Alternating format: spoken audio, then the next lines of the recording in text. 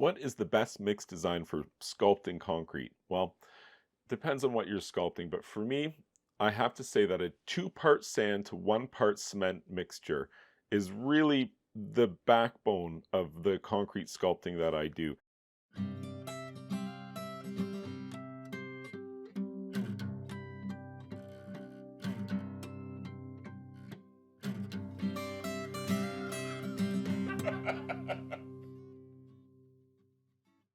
It gives me economy of yield. It gives me a lot of fine detail that I'm able to get.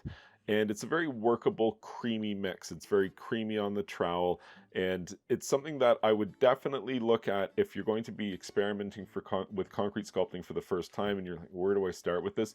A 2-to-1 mix with a masonry sand. So just, some kind of regular sand, kind of void of all the larger rocks and bottle caps and all that.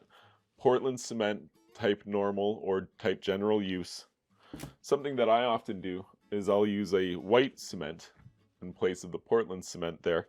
So it's the same thing. You can use either. It will give you different color. Like if you use this mixture here, 2-to-1, you're going to be, it's very gray in color. If you were to use the white cement in sand 2-to-1, that's what this mixture is here. This isn't cured yet. This is still, it's just hardly, it's just getting, to the point where it's no longer a liquid here.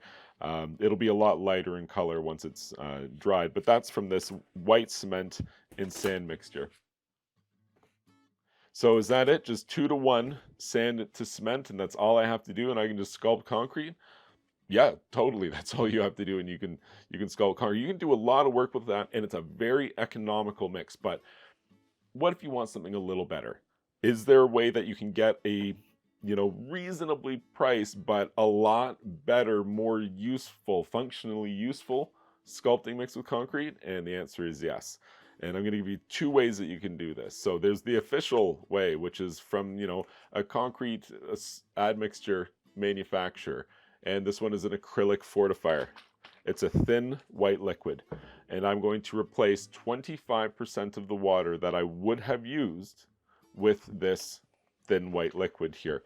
And it's going to have a couple of different effects on the mix itself, as well as the final cured concrete. It's going to be more resistant to water permeation. It's going to be a little bit stronger. It's going to retard the initial set of the mix, so it's going to take a little bit longer for it to set up, which is great if you're doing any kind of sculpting or detailed work. It would be nice if it's not setting up really quickly and aggressively. You want some time to work with when you're doing concrete sculpting, and that's one of the reasons why I really like using that product. So I'd like to tell you a way that you can use something like that, and you can also add some color and do it for pennies on the dollar. So here's what it is. This acrylic is essentially the same thing as latex paint. If you have latex paint, just go ahead and replace 25% of the water with latex paint. Bob's your uncle. You've got all of the same benefits that I just talked about, and it costs you essentially nothing. So what about the coloration, you're wondering? There's color involved with paint. If you used white, I guess you're going to get the same result here, but you could add any color. And that's kind of the fun thing, is once you start adding color, and that's why I mentioned the white cement earlier. The gray cement, you can totally add some color to it. If you're replacing 25% of your water in your sculpting mix with a latex paint, that's an appreciable amount of paint. You're going to get a good amount of color there. But this gray is just like a gray tornado and obliterates anything in its path. And you got to really, really add a lot of pigment to it to make it not be gray anymore. The sand is more forgiving. You can get white sand as well, which, allows for more interesting stuff. But the white cement versus gray cement is kind of like the most integral component here. If you want bright, vivid, or aggressive coloration in the finished product, use a white cement and replace 25% of your water liquid component with latex paint, brightly colored ideally, because what happens is when you add the red, we're going to add some red to this mix with the white cement here. We're not going to have a bright red finished product. We're going to have the equivalent of if we added equal parts white and red, which would be like some sort of pink.